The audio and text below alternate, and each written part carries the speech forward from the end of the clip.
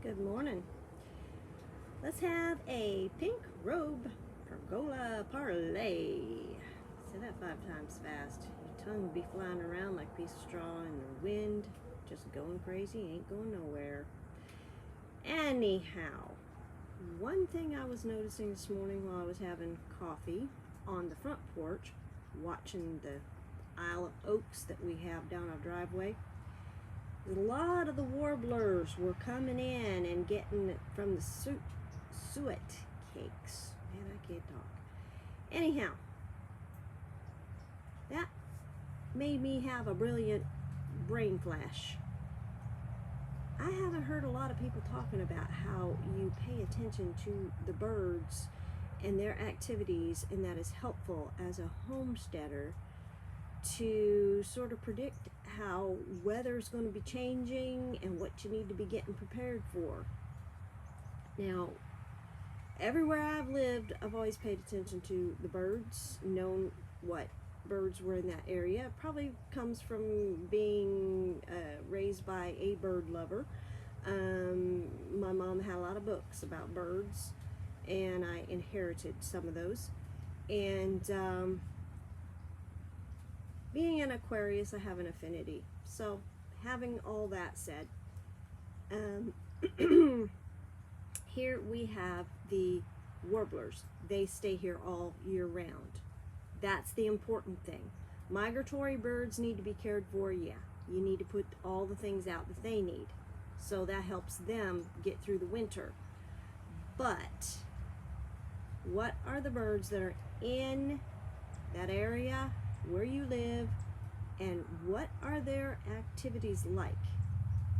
So, example, the warbler's been coming in the last 3 days in bigger flocks, and I'm putting out more suet cakes and more seed mixes, because I did my research to find out that they like these different seed mixes, and I'm also putting out fresh fruit. And the other thing is, when they are doing this, and they seem to be really, I wouldn't say frenzied about it, but they're very active doing this for longer periods of time than you normally see. That's an indication that something's coming that's going to take up a lot of energy from them to make it through. So, I'm not, I'm not an educated bird person, ornithologist, I think is what they're called. I don't know. Don't pay attention to those big long words. All I know is my glasses are about to fall off, and I love birds. So, anyhow, paying attention to what's going on means maybe you can find out better than looking it up, like listening to the TV stations that give the weather reports. Why waste your time? Apps on phones are pretty good.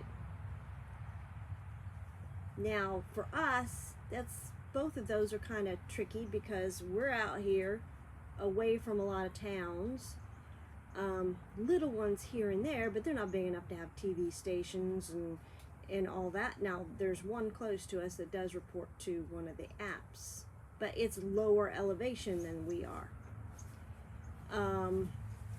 And they're down in the trees more than we are.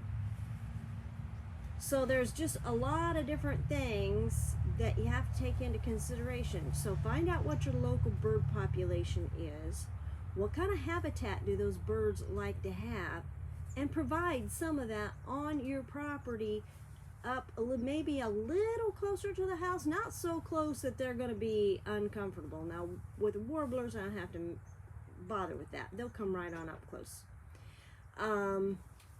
But put it like maybe 30, 35, 40 foot out, enough that you can see what their activity is. Respect the brush. Bring some brush in. You got pieces of trees that have fallen down, okay, you bring that in. That is good for your soil. And if it's got still some branches with some brush on it, leave that there. It gives the birds cover. You know, pay attention to what trees they hang out in. And learn about what kind of food they like to eat. And what kind of nest sites do they use.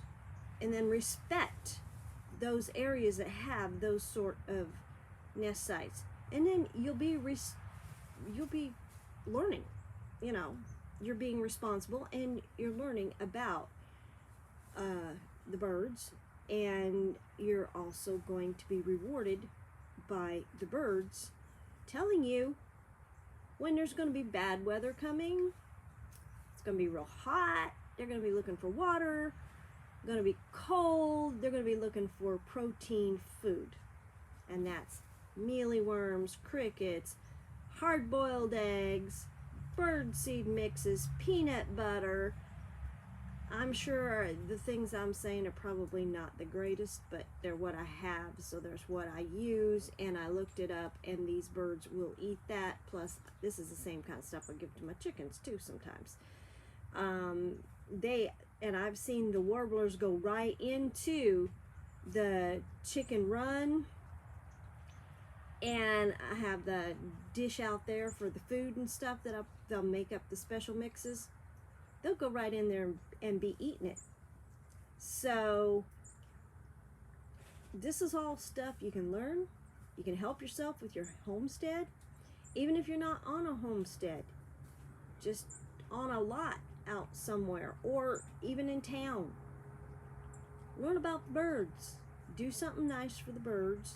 Provide them with an extra source of nutrition during cold weather. Watch their activity, and you can you can definitely understand what's coming. You know,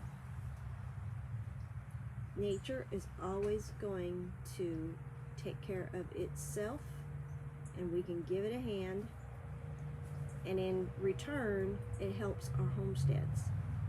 So I'm gonna shut up now. Take off your shoes today and go out and wiggle your toes in the dirt or in your garden. Just enjoy nature.